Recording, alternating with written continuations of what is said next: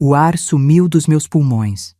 Fiquei parada no corredor, com a mão no corrimão de madeira escura, sentindo o frio subir pela palma da minha mão e gelar meu corpo inteiro. A porta da cozinha estava só encostada, e as vozes deles vazavam por aquela fresta como um veneno lento. A voz de Patrícia, minha nora, fria, cortante, sem um pingo de emoção. Aquela casa enorme, poderíamos resolver tudo, Gustavo. É a nossa chance. O apartamento está pequeno, as dívidas estão no nosso pescoço. Silêncio. E então a voz do meu filho, meu único filho, fraca, covarde. Mas a mamãe, ela ficaria arrasada. É a casa dela, a vida dela está toda aí. Eu fechei os olhos. Agonia. Uma ponta de esperança, um fiozinho de luz. Mas Patrícia o cortou sem piedade. Ela já está velha, Gustavo. Em um bom asilo, terá companhia, cuidados. Não é como se fosse uma prisão. Pensa no Felipe, no nosso futuro. Velha. A palavra ecoou na minha cabeça. E o pior de tudo? O pior de tudo foi a data. Hoje, meu aniversário de 70 anos. Eu estava lá em cima, no meu quarto, terminando de me arrumar, passando meu batom vermelho, o mesmo que meu Marcos dizia que iluminava meu rosto. Eu estava cheia de uma expectativa boba, infantil, esperando a tal festa, surpresa, que eles tinham organizado para mim. A humilhação me atingiu como um soco no estômago. Enquanto eu me enfeitava para eles, eles planejavam como se livrar de mim, como me remover. Lágrimas quentes começaram a descer pelo meu rosto, borrando a maquiagem que fiz com tanto cuidado. Enxuguei rápido, com as costas da mão. Ninguém podia ver. Ninguém podia desconfiar. Eu precisava descer, sorrir, fingir que meu mundo não tinha acabado de desabar. Respirei fundo e desci as escadas, um degrau de cada vez, como se estivesse caminhando para a minha própria execução. Quando apareci na sala, os gritos de surpresa soaram falsos, vazios. Os abraços eram ocos. O bolo que Patrícia trouxe com um sorriso largo tinha aquele cheiro forte de essência artificial. Ela nunca se deu ao trabalho de assar um bolo para mim. Comprado, claro, para resolver logo. Tudo na vida deles era para resolver logo. Eu olhava para os rostos de Gustavo e Patrícia enquanto eles cantavam parabéns, e eu via. Por trás dos sorrisos forçados, eu via a ganância. O jeito que os olhos de Patrícia corriam pelos meus móveis, pela minha cristaleira, fazendo um inventário do que poderiam vender. O jeito que Gustavo evitava me olhar nos olhos. Meu neto, Felipe, meu único raio de sol, estava ali, mais distante, o rosto iluminado pela tela do celular, vivendo em um mundo que não era o meu. Ele era a desculpa, a justificativa para a crueldade deles. E então, no meio do barulho, uma imagem invadiu minha mente, tão nítida que doeu. Gustavo, com uns 5 anos, queimando em febre. Eu, sentada na beirada da cama dele, noite após noite, trocando a toalha molhada na sua testa, sentindo suas mãozinhas quentes segurando a minha com força, como se eu fosse a única coisa que o mantinha seguro no mundo. Eu me lembro de ter feito uma promessa silenciosa a Deus e a mim mesma. Eu sempre o protegeria. Eu nunca, jamais o abandonaria. Que piada cruel! A mãe devota que passou noites em claro se transformou na velha inútil que atrapalha os planos. A dor era tão física que precisei me apoiar na mesa. A voz de Patrícia, da conversa que eu ouvi, voltou a martelar na minha cabeça, se sobrepondo ao som da festa. Ela não vai sentir falta de nada, apenas não vai mais atrapalhar nossos planos. Atrapalhar. Eu sou um estorvo, um objeto a ser descartado. Sorri para a foto, assoprei as velas e fiz um desejo. Mas não era um desejo de felicidade ou de saúde. Era um desejo de força. Porque eu sabia, naquele exato momento, que a guerra pela minha dignidade tinha acabado de começar. A festa acabou. O silêncio que ficou na casa era mais barulhento que a música e as conversas de antes. Era um silêncio oco, pesado, que se instalava nos cantos e debaixo dos móveis. Olhei para o pedaço de bolo que sobrou na mesa da cozinha, a cobertura de glacê branco começando a suar, parecendo triste e abandonado, como eu. Patrícia e Gustavo se foram com beijos rápidos na minha bochecha e promessas de voltar no dia seguinte para ajudar a arrumar a bagunça. A ironia era tão grossa que eu quase conseguia tocá-la. Eu não arrumei nada. Subi as escadas devagar, cada degrau um esforço. Sentei na poltrona do meu quarto, a mesma onde eu costumava ler para Gustavo quando ele era pequeno, e deixei a escuridão me envolver. A dor aguda do choque inicial, daquela conversa ouvida atrás da porta, começou a se transformar em outra coisa. Uma curiosidade mórbida. Uma necessidade de entender. Como chegamos a este ponto? O amor não se transforma em desprezo de um dia para o outro. É um apodrecimento lento, uma corrosão silenciosa. E a minha mente, teimosa, começou a rebobinar a fita da minha vida, procurando os sinais. Os sinais que eu, por amor, por medo, por conveniência, escolhi ignorar. A primeira imagem veio nítida, de quase 10 anos atrás. Marcos tinha partido há pouco tempo, e o luto era um casaco pesado que eu não conseguia tirar. A casa parecia imensa, vazia. Gustavo, sempre solícito na época, sentou-se comigo na mesa da cozinha, segurando minha mão. Mãe, a senhora não precisa se preocupar com contas, com banco, com nada disso agora. Deixa que eu cuido de tudo. É muita coisa para a senhora lidar. Parecia um gesto de amor, de cuidado. E eu, frágil como estava, aceitei. Entreguei a ele o controle, a senha do banco, os talões de cheque. Entreguei a ele a chave da minha independência e nem percebi. Poucos meses depois, veio o primeiro pedido. Ele chegou com uma pasta cheia de papéis, os olhos brilhando com uma ambição que eu confundi com esperança. Um negócio de importação, uma oportunidade única. Só preciso de um empurrãozinho inicial, mãe, um empréstimo. Eu devolvo tudo com juros, a senhora vai ver. Eu hesitei. Marcos sempre foi tão cuidadoso com o dinheiro, mas o olhar de Gustavo era o mesmo de quando ele era menino e me pedia um brinquedo novo. Como dizer não? Para ajudar, vendi o colar de pérolas que minha mãe me deu no meu casamento. Lembro do peso dele na minha mão antes de entregá-lo ao joalheiro. Frio, maciço. Justifiquei para mim mesma que joias eram só coisas, que o futuro do meu filho era o que importava. O negócio, claro, não deu em nada. O dinheiro sumiu, e eu nunca mais toquei no assunto. De tristeza. O primeiro tijolo da minha ruína tinha sido colocado por mim mesma, e então, há uns 5 anos, Patrícia entrou em cena. No começo, um encanto. Trazia flores, me chamava de mãezinha, elogiava minha comida. Eu, carente de afeto feminino, a recebi de braços abertos.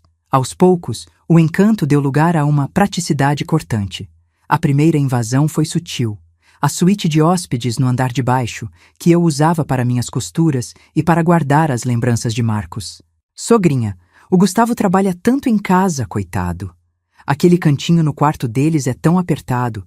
Se a gente transformasse a suíte num escritório para ele, ia dar um ar tão mais profissional, ia ajudar tanto nos negócios dele.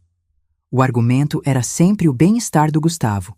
E eu, mais uma vez, cedi. Vi minhas caixas de tecido, minhas fotos, meus livros antigos serem empilhados e levados para o quartinho dos fundos, um lugar úmido e sem vida. O cheiro de lavanda e de papel antigo foi substituído pelo cheiro forte, químico, dos produtos de limpeza que Patrícia gostava de usar. Meu espaço encolheu. E eu deixei. A terceira lembrança doeu mais. Há 3 anos. As dívidas deles já eram uma bola de neve. A conversa dessa vez foi mais dura. Foi na varanda, num fim de tarde. O sítio de veraneio, o refúgio que Marcos e eu construímos com tanto sacrifício, o lugar onde ensinei Felipe a pescar. Mãe, a senhora quase não vai mais para lá. É um dinheiro parado, só dando despesa. Gustavo começou. Sem jeito. Patrícia foi mais direta. Pensa no futuro do Felipe, sogra. Com o dinheiro da venda, a gente podia garantir a faculdade dele, dar uma vida melhor para ele. É um sacrifício pelo seu neto. A chantagem emocional. A arma mais covarde e mais eficaz. Vender aquele sítio foi como arrancar um pedaço da minha história. Lembro de assinar os papéis na imobiliária, a mão tremendo. O dinheiro entrou na conta deles numa segunda-feira. Na sexta, já tinham trocado de carro. O dinheiro, mais uma vez, evaporou. E a faculdade do Felipe ainda estava longe. Depois vieram as pequenas humilhações, os cortes diários que sangram a alma aos pouquinhos. Há uns 2 anos, num almoço de domingo com outros parentes, eu contava uma história da infância de Gustavo, rindo. Patrícia me interrompeu no meio, com um sorriso condescendente. Não foi bem assim, sogrinha. A senhora está confundindo as datas. Isso foi em outro ano. Gustavo não disse nada. Apenas baixou os olhos para o prato. Senti meu rosto queimar. Senti-me diminuída, como uma velha caduca que já não sabe o que diz. Começaram a me excluir de eventos. Um casamento de um amigo do trabalho de Gustavo. Ah, mãe, vai ser muito tarde, muito barulho. A senhora ia ficar exausta. A gente vai e conta tudo depois. Eu me tornei um fardo social, a velhinha que não se encaixava na vida moderna e agitada deles. E eu, para não causar problemas, concordava. Sorria e dizia que preferia ficar em casa. Cada sorriso era uma pequena morte. O último sinal, o mais claro de todos, veio há 6 meses, a grande reforma. Patrícia decidiu que a casa precisava ser modernizada. Aurora, com todo respeito, mas essa decoração está tão parada no tempo. Esses móveis escuros, esses tapetes, deixam o ambiente pesado. Ela falava dos móveis que Marcos e eu escolhemos juntos, da poltrona que ele mesmo lixou e envernizou. Ela queria pintar tudo de branco, trocar o meu sofá de veludo por um de couro sintético, jogar fora a minha cristaleira. A gente precisa deixar a casa mais clean, mais funcional, ela dizia. Foi quando a conversa sobre facilitar as coisas começou. E se um dia a senhora precisar de mais cuidados, sogra? Numa casa com menos coisas, com mais espaço, seria mais fácil para uma cuidadora se locomover.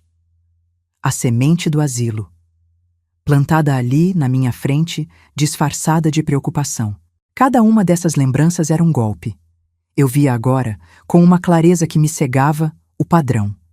A exploração financeira, a invasão do meu espaço, a chantagem emocional, a desmoralização pública e, por fim, o plano de descarte. E em cada uma dessas etapas, eu fui cúmplice. Cúmplice com meu silêncio, com minhas desculpas. É só uma fase. Ele está tentando se encontrar.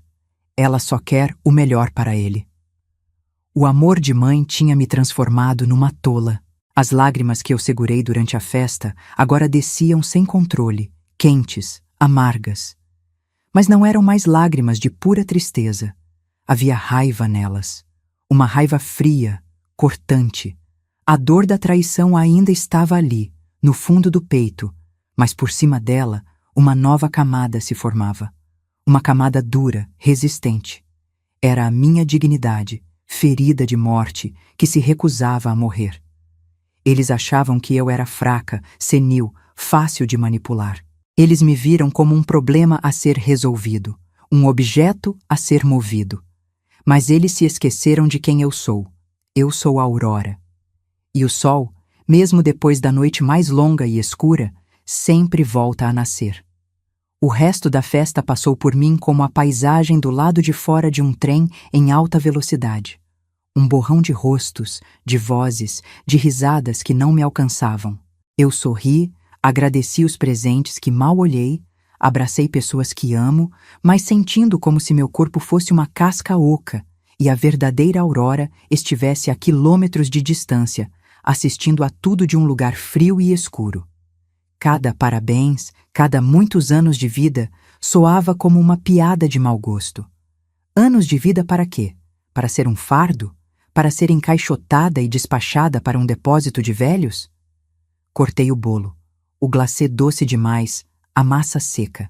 Forcei uma garfada para dentro da boca e o gosto era de cinzas. Olhava para Gustavo, meu filho, e ele não conseguia sustentar meu olhar por mais de 2 segundos. Desviava os olhos para o chão, para o teto, para o copo na sua mão. A covardia dele era quase palpável, uma névoa espessa ao redor dele. Já Patrícia? Patrícia era a rainha da festa. Circulava, sorria, oferecia mais bolo, mais bebida. A anfitriã perfeita no covil do lobo, se certificando de que o cordeiro estava confortável antes do abate.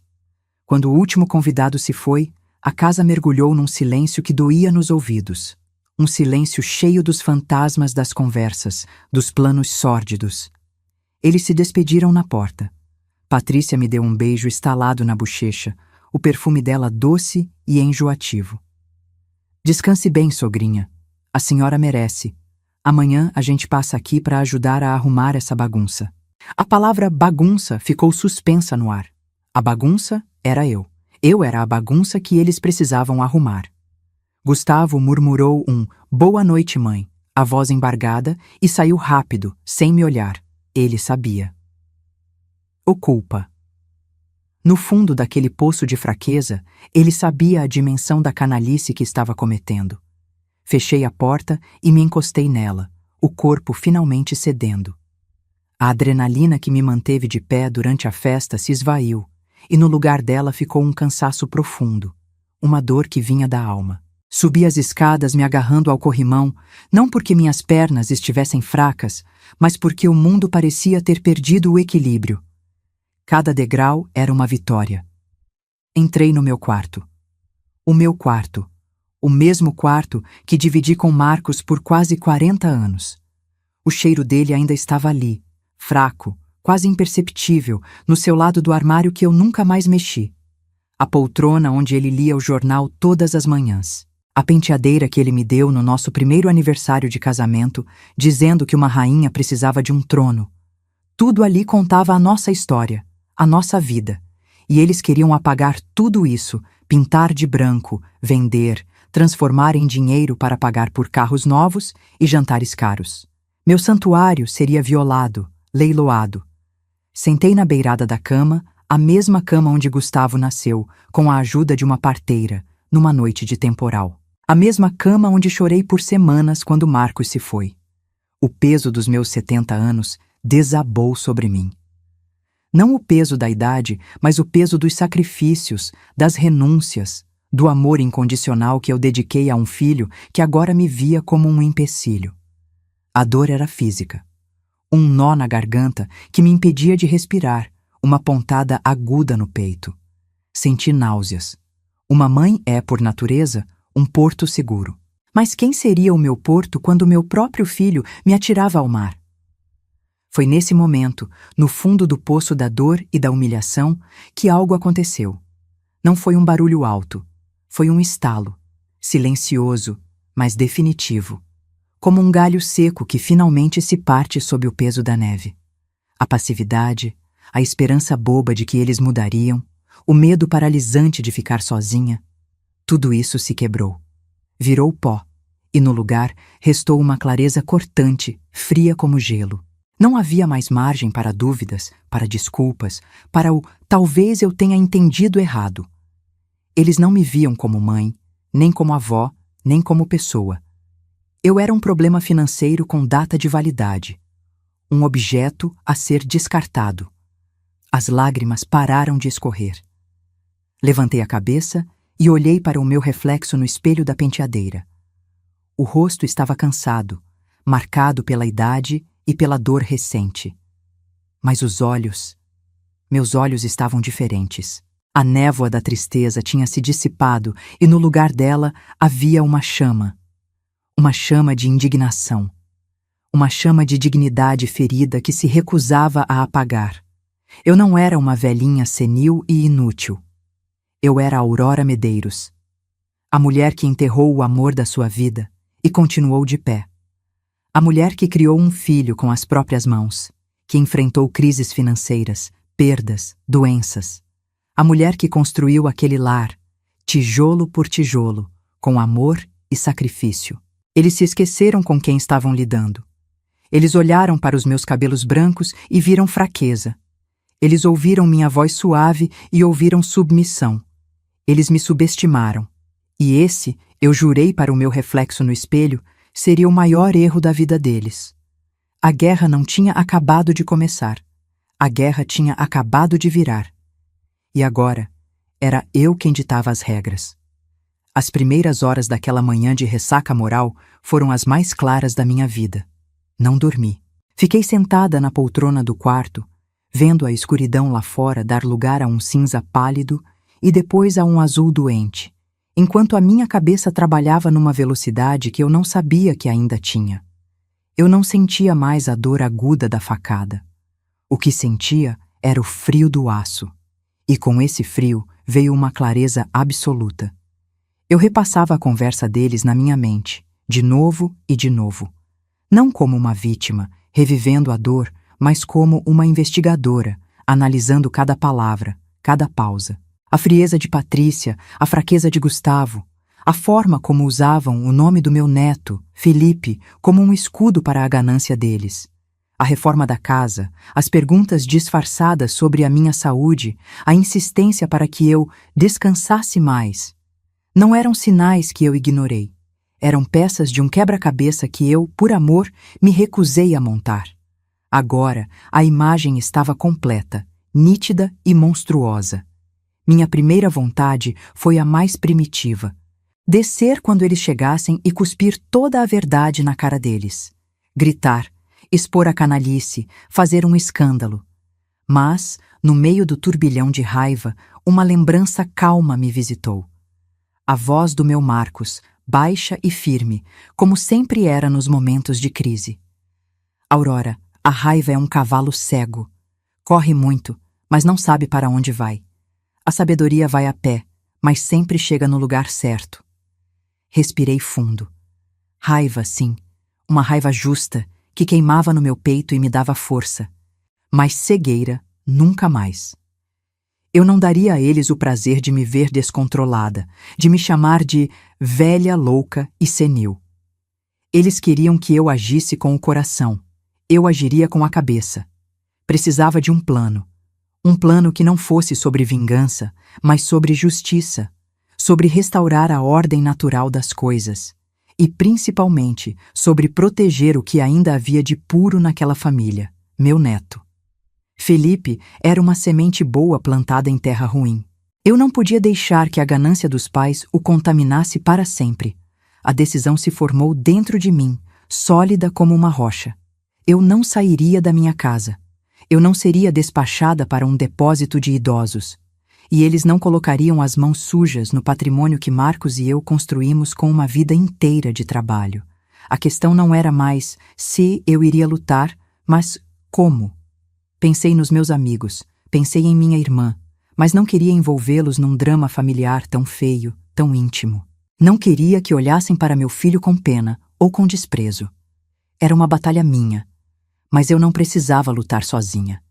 E então, um nome surgiu na minha memória, como uma luz no fim do túnel. Helena. Helena Bittencourt. Minha colega dos tempos de faculdade, antes de eu largar tudo para casar e ter o Gustavo. Helena nunca casou, nunca teve filhos. Dedicou a vida à sua carreira de advogada. Uma mulher forte, pragmática, com um senso de justiça que beirava o implacável.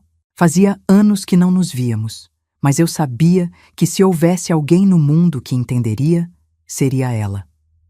Quando Gustavo e Patrícia chegaram, perto da hora do almoço, eu já era outra mulher. Eles entraram com aquela falsa preocupação estampada no rosto. "Mãe, a senhora está bem? Dormiu direito? Ficamos preocupados", Gustavo disse, sem conseguir me olhar nos olhos por mais de um segundo. Patrícia já foi logo arrumando uma almofada nas minhas costas. "A senhora parece tão pálida, sogrinha. Não quer que eu faça um chá?" O cinismo dela era tão descarado que me deu náuseas. "Estou ótima, queridos. Só um pouco cansada. A idade não perdoa", respondi, com a voz mais serena que consegui produzir. E enquanto eles circulavam pela minha cozinha, Patrícia já fazendo planos em voz alta sobre aproveitar melhor o espaço da despensa, eu peguei o telefone e fui para o meu quarto. Disquei o número do escritório de Helena, que encontrei na internet com as mãos trêmulas. Não de medo, de expectativa. Quando a secretária atendeu, pedi para falar com a doutora Helena, dizendo que era uma amiga antiga. Houve uma pausa. E então a voz dela. A mesma voz firme, sem rodeios. Aurora, Aurora Medeiros, é você mesma? O alívio foi tão grande que precisei me sentar. Helena, sou eu. Preciso de você. Marcamos um almoço para o dia seguinte num restaurante discreto, longe dos lugares que eles frequentavam. Inventei uma desculpa qualquer sobre encontrar uma prima. Durante aquele almoço, eu abri meu coração. Contei tudo. Do início, dos primeiros empréstimos, da venda das joias, do sítio, das humilhações sutis, até a conversa que ouvi atrás da porta no dia do meu aniversário. Contei sem chorar, com uma precisão que me surpreendeu. A dor estava lá, mas a vergonha tinha sumido. Helena me ouviu em silêncio, sem me interromper nenhuma vez. Seus olhos, antes cheios da alegria do reencontro, foram se tornando duros, indignados. Quando terminei, ela não me ofereceu um ombro para chorar. Ela bateu a mão fechada na mesa, com força contida. Fúria. Os canalhas, ela disse, a voz baixa e cortante. Eles te subestimaram, Aurora. Acharam que o amor de mãe te deixou cega e burra, mas eles se enganaram. Naquele momento, eu soube que tinha feito a escolha certa. Helena não me via como uma coitada. Ela via a injustiça. E ela estava pronta para a guerra. Foi ali, entre o barulho dos talheres e das conversas alheias, que nosso plano de batalha começou a ser traçado. Não seria um confronto direto e escandaloso. Seria uma jogada de mestre, silenciosa, elegante e definitiva. Eles querem a casa? Helena disse com um brilho perigoso no olhar. Nós vamos garantir que a casa fique para sempre fora do alcance deles, mas que continue protegendo quem merece. Foi ela quem sugeriu a criação de um fundo fiduciário em nome de Felipe, com uma cláusula de usufruto vitalício para mim. As palavras eram complicadas, mas a ideia era simples e genial. A casa seria do meu neto, mas só quando ele tivesse maturidade para cuidar dela. E até o meu último dia de vida, ninguém, absolutamente ninguém, poderia me tirar de lá. Saí daquele restaurante me sentindo 10 quilos mais leve e 20 anos mais forte. Eu não estava mais sozinha. Eu tinha uma aliada. Eu tinha um plano. A Aurora que se encolhia para não dar trabalho tinha morrido. Em seu lugar, nascia uma mulher que lutaria com unhas e dentes pelo que era seu por direito. Seu lar, sua história e, acima de tudo, sua dignidade. Os dias que se seguiram foram os mais estranhos da minha vida. Eu me sentia como uma atriz num palco, desempenhando o papel da velha Aurora, a mãe dócil, a avó um pouco esquecida. Por fora, eu era toda sorrisos serenos e respostas vagas. Por dentro, uma fogueira ardia, e minha mente era um quartel-general, planejando cada movimento com uma precisão militar que eu não sabia possuir. A primeira etapa do plano de Helena era a mais arriscada: reunir os documentos. A escritura da casa, os carnês de IPTU pagos ao longo de 40 anos, os recibos das grandes reformas que Marcos e eu fizemos, tudo pago com o nosso suor. Eram papéis que provavam que aquela casa não era um prêmio de loteria que caiu no colo deles, mas o resultado de uma vida inteira de trabalho. O problema é que desde que Gustavo assumiu minhas finanças, ele e Patrícia tinham o hábito de organizar minha papelada. Eu sabia que eles poderiam ter cópias, mas os originais, a história palpável da minha vida, estavam comigo. Tive que esperar pelo momento certo. Numa terça-feira, eles anunciaram que iriam a um almoço de negócios que se estenderia pela tarde. O alívio que senti foi tão grande que minhas pernas fraquejaram. Assim que o carro deles dobrou a esquina, a atriz saiu de cena. Subi as escadas, não como uma senhora de 70 anos, mas com a agilidade de quem tem uma missão. Fui direto ao escritório de Marcos, um cômodo que eu mantinha quase como um santuário e que Patrícia já cobiçava para transformar num closet moderno.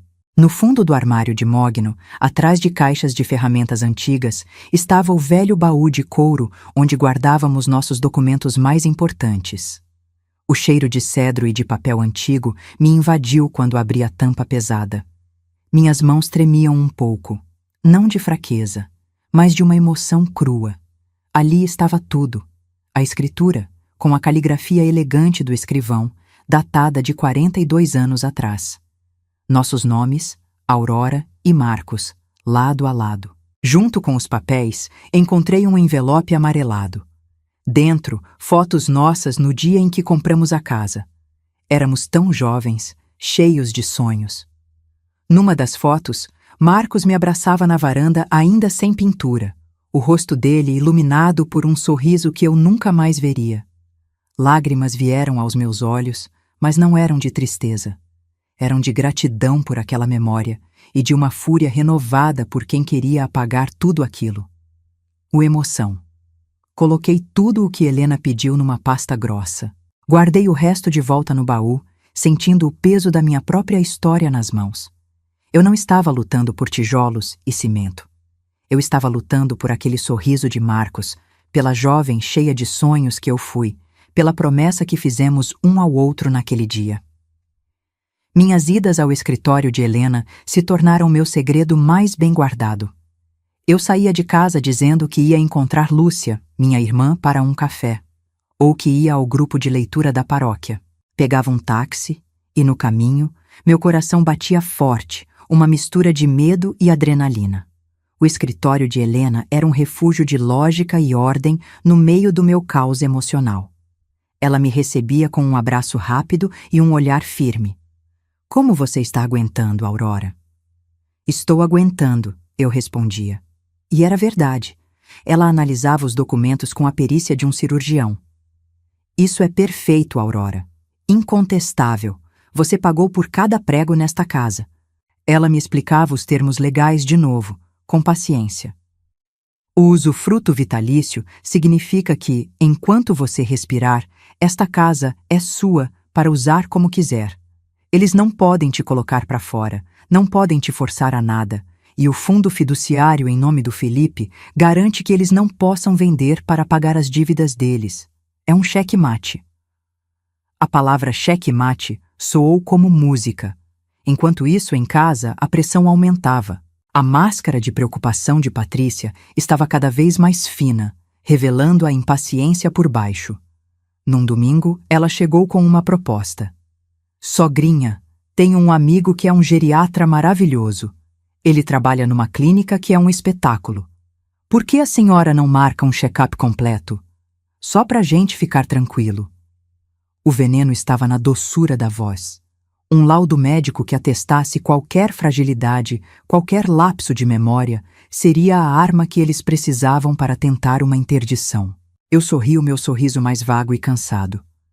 Que gentileza sua, querida. Mas meu médico de sempre, o Dr. Afonso, me conhece há 30 anos. Se eu precisar de algo, falo com ele. Agora estou me sentindo tão bem, só um pouco cansada. Eu usei a arma deles, a velhice, como meu escudo. E eles, tão certos da minha senilidade, acreditaram. Gustavo era mais sutil, mas igualmente venenoso. Sentava-se ao meu lado, fingindo confidências. Mãe, os negócios estão complicados. Surgiu uma oportunidade de investimento, daquelas que mudam a vida. Mas precisa de um capital inicial alto. Se a gente tivesse como levantar esse dinheiro... Ele deixava a frase no ar, os olhos fixos na minha cristaleira, nos quadros da parede. Eu apenas suspirava. Ah, meu filho, dinheiro é sempre um problema, não é? Seu pai sempre dizia para termos cuidado com oportunidades que parecem boas demais. Ele se calava, frustrado com a minha aparente ingenuidade. A gota d'água, o ato que cimentou qualquer dúvida que eu pudesse ter, veio numa quinta-feira. Patrícia chegou da rua com uma sacola de uma papelaria chique. Olha o que eu trouxe para a senhora ver, sogrinha. E de dentro da sacola, ela tirou um catálogo. Papel brilhante, fotos coloridas de idosos sorridentes jogando baralho e fazendo hidroginástica. Na capa, o nome: Morada do Sol, Residencial Sênior. Meu sangue gelou. Senti uma onda de náusea tão forte que precisei me segurar na poltrona. Era um catálogo de um asilo de luxo. Ela o folheava na minha frente com um entusiasmo macabro. Olha que lugar lindo, Aurora. Tem enfermagem 24 horas, atividades em grupo, jardim. A senhora não ia se sentir mais tão sozinha. e a gente ia poder viajar, cuidar das nossas coisas, sabendo que a senhora estaria segura e bem cuidada. Eu olhei para o rosto dela, para o sorriso falso, para os olhos que brilhavam de ganância. Ela não estava me sugerindo. Ela estava me mostrando o meu destino, o meu futuro encaixotado e despachado. A confiança dela era total. Ela realmente acreditava que eu era um objeto a ser movido, uma vida a ser administrada por ela. Foi a coisa mais difícil que já fiz na vida. Mas eu consegui. Forcei um sorriso trêmulo. Peguei o catálogo com as mãos que eu me esforcei para que parecessem incertas. Nossa, que interessante, Patrícia. Parece mesmo muito bonito. Folheei as páginas, vendo os rostos anônimos que poderiam ser o meu. Vou dar uma olhada com calma depois. Preciso pensar. Ela sorriu vitoriosa. O sorriso de quem acaba de dar o bote final. Claro, sogrinha. Pense com carinho. É para o seu bem. Naquela noite, depois que eles foram embora, eu coloquei o catálogo do asilo sobre a mesa da cozinha. Ao lado dele, coloquei a pasta com os documentos que eu havia reunido. De um lado, o futuro que eles planejaram para mim. Do outro, o meu passado, a minha história, a minha força. Peguei o telefone e liguei para Helena. Está na hora, eu disse, a voz firme, sem um pingo de hesitação. Marque a reunião. Quero todos aqui no próximo sábado. A guerra silenciosa havia acabado. A batalha final estava marcada. O sábado chegou com um sol forte, impiedoso, que entrava pelas frestas da persiana e desenhava listras de luz no tapete da sala. Um dia bonito para uma execução. Minha casa nunca esteve tão arrumada, tão silenciosa. Preparei café, coloquei biscoitos num prato bonito, como se fosse uma visita qualquer. Cada gesto era calculado, uma forma de manter minhas mãos ocupadas, de ancorar meu corpo na realidade enquanto minha mente se preparava para a batalha. Minha irmã Lúcia e o marido dela chegaram primeiro. O abraço de Lúcia foi apertado, um código silencioso que dizia: "Estou com você." Ela sabia que algo estava errado, mas não a dimensão do abismo.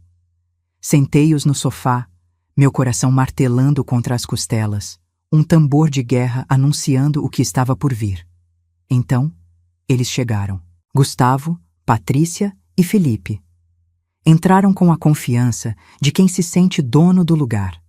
Patrícia trazia um sorriso largo, quase predatório. Gustavo parecia um pouco mais tenso, talvez sentindo o peso da atmosfera.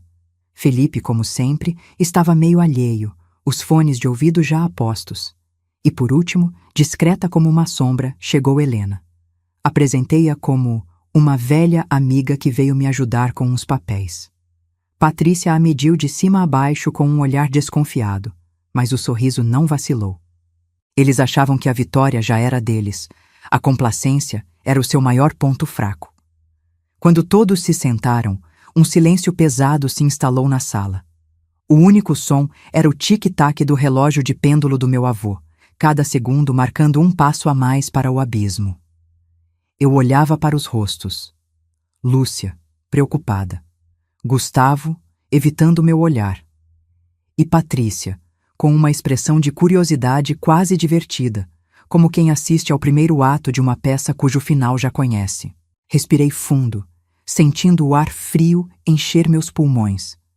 A voz de Marcos ecoou na minha cabeça, uma lembrança de décadas atrás, quando enfrentei meu primeiro grande medo.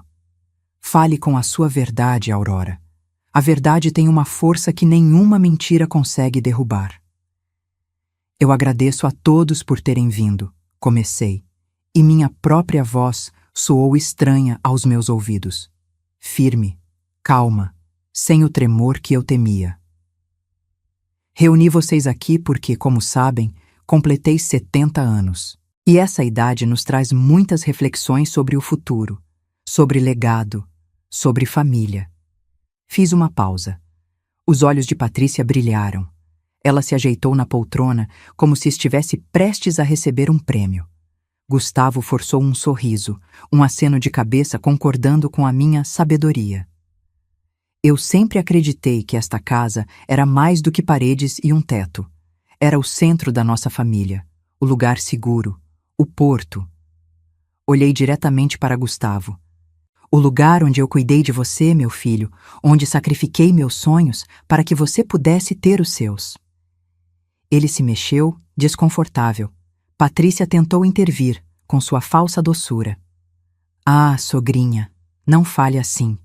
A senhora é uma inspiração para todos nós. E a gente sabe que a senhora está cansada. Só queremos o seu bem. Foi a minha deixa. Levantei a mão, um gesto pequeno, mas que a calou no meio da frase. Frieza. Eu ainda não terminei, Patrícia. A surpresa no rosto dela foi impagável. A velha Aurora nunca a interrompia. O que eu quero dizer é que no dia do meu aniversário, enquanto eu me arrumava para a festa que vocês organizaram com tanto carinho, eu ouvi uma conversa. O ar na sala ficou rarefeito. Os sorrisos morreram. Gustavo empalideceu, o rosto de repente pálido como cera.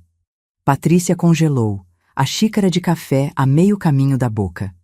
Apenas Felipe, que tinha tirado um dos fones, olhava de um para o outro, confuso.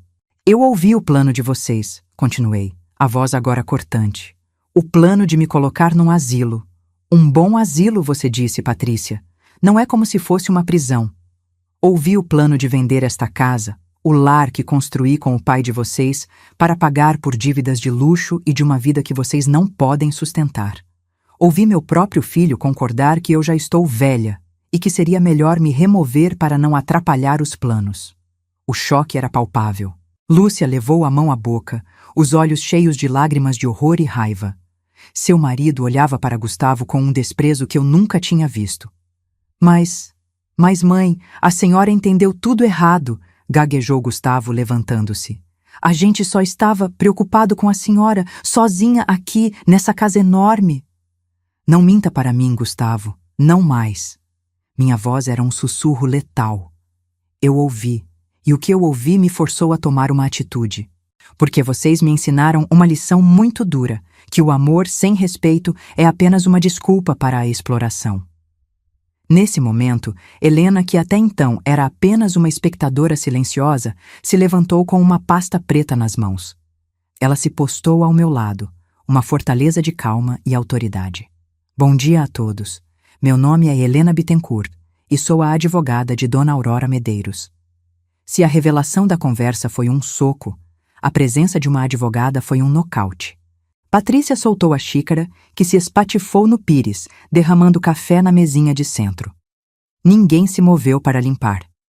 Dona Aurora me procurou há algumas semanas, Helena continuou, a voz profissional e sem emoção, e me instruiu a tomar as medidas legais necessárias para proteger seu patrimônio e, principalmente, sua dignidade. E essas medidas já foram concluídas e devidamente registradas. Ela abriu a pasta. A partir de anteontem, esta propriedade não pertence mais exclusivamente a Dona Aurora. Ela instituiu um fundo fiduciário irrevogável. Helena fez uma pausa, olhando diretamente para Gustavo e Patrícia, saboreando o peso das palavras. O único beneficiário deste fundo é seu neto, o jovem Felipe Medeiros. Felipe arregalou os olhos, tirando o outro fone completamente chocado. O quê? Eu? Helena continuou, impassível. No entanto, os termos do fundo são claros. O bem, esta casa, só passará para o controle de Felipe quando ele completar 35 anos de idade.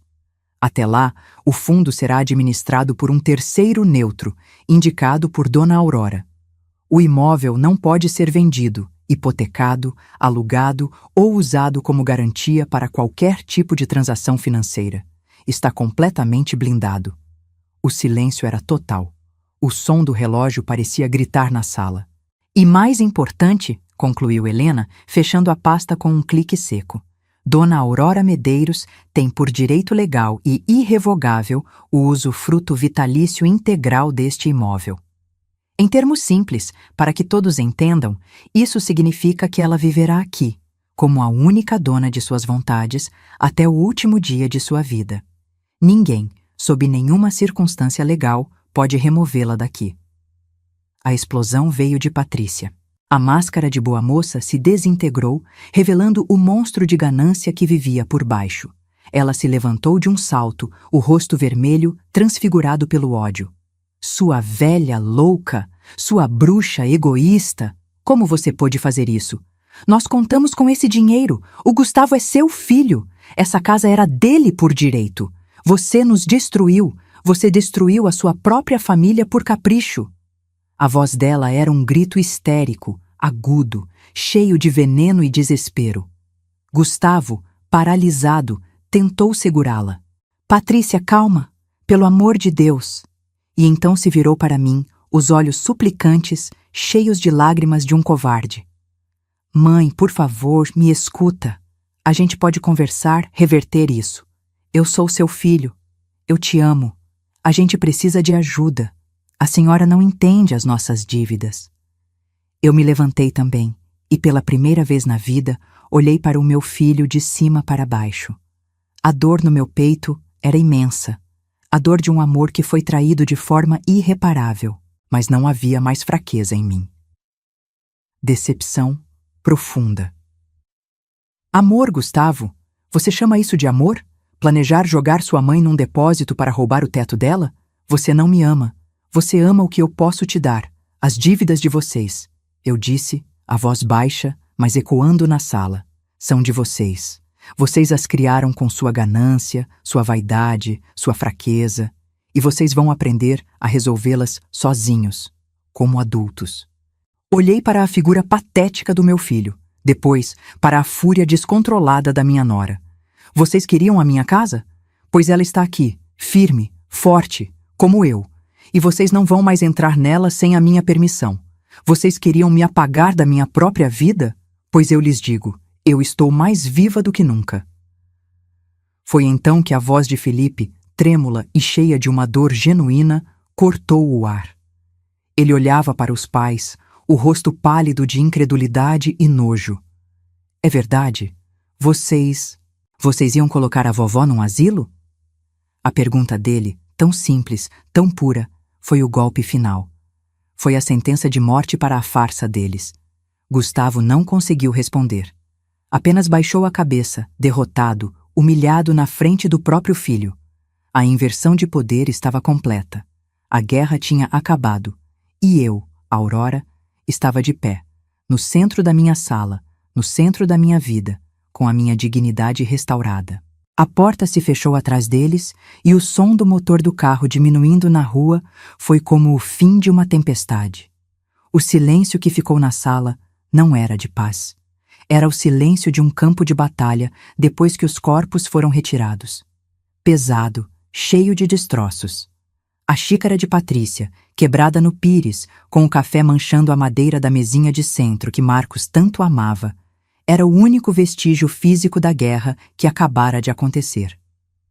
Não senti a alegria da vitória. Não senti um pingo de triunfo. O que senti foi um alívio amargo, doloroso, como o de um médico que precisa amputar um membro para salvar o corpo. A ferida ficaria ali para sempre. Meu filho, meu único filho. A imagem do rosto dele, desfigurado pela vergonha na frente da própria família, do próprio filho, era uma faca que se revirava no meu peito. E a de Patrícia, o ódio puro nos olhos dela, a máscara de boa moça derretida para revelar o monstro. Aquilo me deu um calafrio. Eu vivi anos ao lado daquele monstro e nunca o enxerguei de verdade. Alívio, amargo. Minha irmã Lúcia foi a primeira a quebrar o silêncio. Ela veio até mim, me envolveu num abraço que era pura força, pura compreensão. Aurora, minha irmã, que coragem! Meu Deus, que coragem! As lágrimas dela molharam meu ombro. Você fez o que tinha que ser feito, o que nenhuma de nós teria coragem de fazer. As palavras dela eram um bálsamo. A validação que eu não sabia que precisava. Eu não estava louca. Eu não era a bruxa egoísta que Patrícia gritou. Eu era uma mãe que tinha chegado ao seu limite. Felipe continuava sentado no sofá, paralisado. Ele parecia ter envelhecido 10 anos em 10 minutos. O mundo de fantasia do celular tinha se estilhaçado e a realidade que sobrou era feia, suja. Ele se levantou, Veio até mim, os olhos de menino agora cheios de uma dor adulta. Vovó, me perdoa. Eu não fazia ideia. Juro. Eles falavam que a senhora estava cansada, que precisava de ajuda. Mas um asilo? A voz dele quebrou na última palavra. Eu segurei seu rosto entre minhas mãos, o rosto que era uma mistura tão perfeita de mim e de Gustavo. Eu sei que você não sabia, meu querido. Eu sei. E nada disso é culpa sua. Ouça bem, nada disso é culpa sua. Ele me abraçou, um abraço de quem procura um porto seguro em meio ao naufrágio. E naquele momento, eu soube que proteger a casa para ele era a decisão mais certa que eu poderia ter tomado. Naquela noite, a casa parecia imensa. Cada cômodo ecoava as vozes, os gritos, as acusações. Tentei dormir, mas o sono não veio. No dia seguinte, começou o bombardeio. O telefone tocava de forma insistente, agressiva. Eu via o nome de Gustavo no visor. Depois, o de Patrícia. A cada toque, meu corpo se enrijecia. Minha primeira vontade era atender, ouvir, talvez até explicar. Mas a voz de Helena, firme, ecoava na minha cabeça. Não atenda, Aurora. Eles vão usar de tudo. Vão apelar para a culpa, para o amor, para a pena. Depois vão para as ameaças. Não dê a eles essa arma. Silêncio é a sua força agora. E eu obedeci. Desliguei o som do telefone. As mensagens começaram a chegar. As de Gustavo eram súplicas patéticas. Mãe, pelo amor de Deus, me atende. A gente precisa conversar. Eu te amo. A senhora é minha mãe. A gente pode consertar isso. As de Patrícia eram puro veneno. Começaram com acusações. Você destruiu a nossa vida. E evoluíram para ameaças veladas. Você vai se arrepender disso. Velha ingrata, você vai morrer sozinha nessa casa. Li as primeiras, senti o estômago revirar e depois apaguei todas sem ler. Aquele veneno não entraria mais em mim. Helena me ligava de seu número privado para me manter a par. Eles me ligaram, os dois, ela contou com a voz calma de sempre. O filho tentou o apelo emocional. A nora tentou me intimidar. Falei com ela que qualquer nova tentativa de ameaça à sua integridade física ou moral seria registrada em um boletim de ocorrência. Ela desligou. Helena me disse que eles estavam desesperados, procurando outros advogados, buscando brechas, formas de anular o fundo fiduciário. Não vão encontrar nada, Aurora. Está tudo amarrado. É uma fortaleza legal. A realidade está batendo na porta deles e eles não gostaram do som. E a realidade bateu. Lúcia me contava as notícias em doses homeopáticas, com cuidado para não me ferir mais. O carro caro foi vendido. O apartamento estava à venda. Eles estavam procurando uma casa de aluguel num bairro bem mais simples. As dívidas no cartão de crédito, as prestações do clube, o financiamento que fizeram contando com o dinheiro da minha casa, tudo veio à tona como um esgoto que transborda. Luto, pelo, filho, vivo. Meu coração de mãe se partia em 1000 pedaços ao ouvir aquilo. Era meu filho. Apesar de tudo, era o menino que eu embalei no colo. Mas a Aurora, que se sacrificaria para consertar os erros dele, tinha morrido naquele corredor, no dia do meu aniversário. As consequências agora eram só deles. Eu estabeleci minhas novas regras. A porta da minha casa, que sempre esteve aberta, agora tinha limites. Troquei a fechadura, não por medo, mas por princípio. Aquele era o meu santuário. As visitas de Felipe eram sempre bem-vindas, e ele vinha com frequência, como se buscasse em mim a estabilidade que perdeu em casa. Mas as visitas de Gustavo e Patrícia estavam suspensas por tempo indeterminado. Eles precisavam entender que o respeito era a chave, e eles a haviam jogado fora. A dor da ruptura ainda era presente, uma dor fantasma que latejava nos momentos de silêncio. Mas, pela primeira vez em anos, a vergonha não estava lá. A sensação de ser um fardo, de ser um problema, tinha desaparecido. Eu caminhava pela minha casa e sentia o chão firme sob meus pés. Eu olhava para os móveis, para as fotos nas paredes e via a minha história, não um inventário para leilão. A paz que começava a brotar em mim não era uma paz feliz. Era a paz dura, conquistada a um custo altíssimo. Era a paz de quem sobreviveu à guerra e agora podia, finalmente, começar a reconstruir o próprio território. 6 meses. Meio ano desde o dia em que minha vida virou do avesso para finalmente cair do lado certo. Os primeiros meses foram os mais difíceis. O silêncio da casa era uma ferida aberta. Cada toque do telefone era um sobressalto. Cada carro que parava na rua me fazia prender a respiração. Era o luto. Um luto estranho, porque eu não estava chorando por um filho morto, mas pela morte da imagem que eu tinha dele.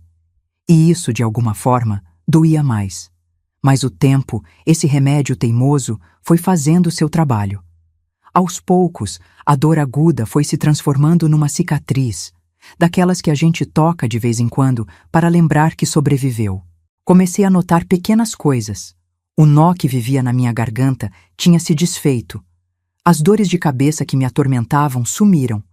Uma manhã, acordei e percebi que tinha dormido a noite inteira, um sono profundo, sem pesadelos. Foi a primeira vez em anos. A casa também começou a respirar de novo. Eu abri todas as janelas, deixei o sol entrar e varrer os cantos escuros. Comecei pelo jardim. Minhas rosas, que andavam tão tristes e abandonadas, receberam adubo, água, cuidado. Enterrar as mãos na terra, sentir o cheiro de vida, me curava um pouco a cada dia. Era como se, ao cuidar delas, eu estivesse cuidando de mim. Por insistência de Lúcia, me inscrevi num grupo de leitura na biblioteca do bairro. Fui com o pé atrás, achando que não teria mais paciência para essas coisas. E encontrei um tesouro. Mulheres da minha idade, mais novas, mais velhas, cada uma com suas histórias, suas perdas, suas vitórias. Ninguém ali me olhava com pena. Elas me viam como Aurora. E foi uma delas, a Emília, uma viúva de risada fácil e olhos brilhantes, que me deu o empurrão que faltava. Você disse que gostava de pintar, Aurora? E por que parou? Ah, veio o casamento. O Gustavo nasceu, a vida... Eu respondi com a desculpa de sempre. Ela me olhou séria e disse: a vida ainda está aí, mulher. Compra umas telas. E eu comprei. A antiga suíte de hóspedes, aquela que Patrícia cobiçava para seu escritório frio e impessoal, virou meu ateliê. A primeira vez que espremi a tinta na paleta, o cheiro de óleo de linhaça me transportou para 50 anos no passado. Minhas mãos tremiam. O que eu ia pintar? Mas então eu simplesmente comecei, e as cores explodiram na tela. Manchas, formas, sem lógica, sem regras. Era a minha alma se derramando, a alegria, a dor, a raiva, a paz. As paredes que Patrícia queria pintar de um branco sem vida agora estavam respingadas de azul, de amarelo, de vermelho. A bagunça mais linda do mundo. A minha bagunça. As notícias de Gustavo e Patrícia chegavam a conta-gotas, trazidas por Lúcia, sempre com um cuidado para não me machucar. As tentativas de contato deles cessaram depois que Helena foi categórica. Qualquer conversa passaria por ela e teria que envolver um pedido formal de desculpas e o reconhecimento do mal que me fizeram. Eles nunca aceitaram. O orgulho e a ganância eram maiores. Lúcia me contou que venderam o apartamento e se mudaram para uma casa alugada, bem menor, num bairro que Patrícia certamente desprezaria. Melancolia. Ela disse que Patrícia se tornou uma pessoa amarga, que cortou relações com quase toda a família. E Gustavo se apagou. Virou uma sombra silenciosa, afundado em trabalho para pagar as contas que nunca diminuíam. Eu ouvia aquilo e meu coração de mãe sangrava. Mas era um sangramento limpo, o de uma ferida que finalmente podia cicatrizar. Eles fizeram suas escolhas. Eu fiz as minhas. Quem se tornou meu porto seguro foi Felipe. Ele vinha me ver quase todo fim de semana. No começo, eram visitas silenciosas. Ele sentava na cozinha enquanto eu cozinhava e ficávamos ali, apenas com o som da panela no fogo. Aos poucos, ele começou a falar. sobre a faculdade, sobre uma menina que ele estava gostando, sobre a tensão que era viver em casa com os pais. Ele nunca os acusava diretamente para mim, por lealdade, mas eu via em seus olhos a decepção. Ele tinha sido forçado a amadurecer rápido demais. Um dia, ele me ajudava a podar as roseiras no jardim. O sol da tarde estava suave e o cheiro das flores era doce. Ele parou, olhou para mim, os olhos sérios. Vovó, eu me desculpo de novo, por não ter visto, por não ter entendido. Eu toquei seu rosto. Já te perdoei, meu neto. Você não tinha culpa. Ele engoliu em seco. Eu sei. Mas eu penso nisso todo dia. E eu queria que a senhora soubesse. A senhora é a pessoa mais forte que eu conheço. Aquelas palavras. Aquelas simples palavras me reconstruíram por dentro de um jeito que tinta nenhuma, livro nenhum conseguiria. A minha luta não tinha sido em vão. A semente boa que eu vi nele estava florescendo, apesar da terra ruim. A casa agora é diferente. Os móveis são os mesmos, as fotos de Marcos continuam na parede, mas a energia mudou. Não é mais um lugar de espera, de medo, de serviço. É um lugar de criação, de risadas com as amigas do grupo de leitura, de conversas com meu neto. O medo da solidão, aquele fantasma que me assombrou por tanto tempo e me fez aceitar o inaceitável, foi embora. Descobri que gosto da minha própria companhia. Descobri que a solidão que dói não é a de estar sozinha, mas a de estar mal acompanhada, mesmo que seja pela própria família. O meu recomeço não foi uma viagem para um lugar distante. Foi a reconquista do meu próprio território, centímetro por centímetro. Estou sentada na varanda, com uma xícara de chá morno entre as mãos, olhando para o meu jardim. As rosas que eu mesma podei e adubei estão explodindo em cores que eu nem lembrava que existiam. Vermelhas, amarelas, cor-de-rosa. Vivas, obstinadas. Elas me lembram de mim. A vida, aos 70 anos, me deu de presente a lição mais dolorosa e, ao mesmo tempo, a mais libertadora de todas. Eu aprendi que o amor de mãe, esse sentimento que a gente acredita ser infinito e incondicional, tem um limite. Um limite que não é o fim do amor, mas o começo do respeito. O limite se chama dignidade. Eu passei a vida inteira acreditando que amar era me doar por completo, era ceder, era justificar, era perdoar antes mesmo do erro ser cometido. Era colocar as necessidades do meu filho acima das minhas, sempre. Mas descobri da pior maneira possível que amor sem respeito é só uma via de mão única para o abuso.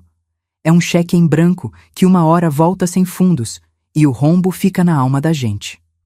Hoje eu não sinto mais raiva, nem mesmo de Patrícia. A raiva secou e virou uma espécie de poeira triste que o vento levou. O que sinto é uma melancolia profunda pelo filho que eu perdi, mesmo ele estando vivo. Perdi a ilusão do menino de mãos febris que segurava as minhas como se eu fosse o centro do universo dele. Aquele menino cresceu e escolheu o seu próprio centro, a ganância, a fraqueza, a conveniência.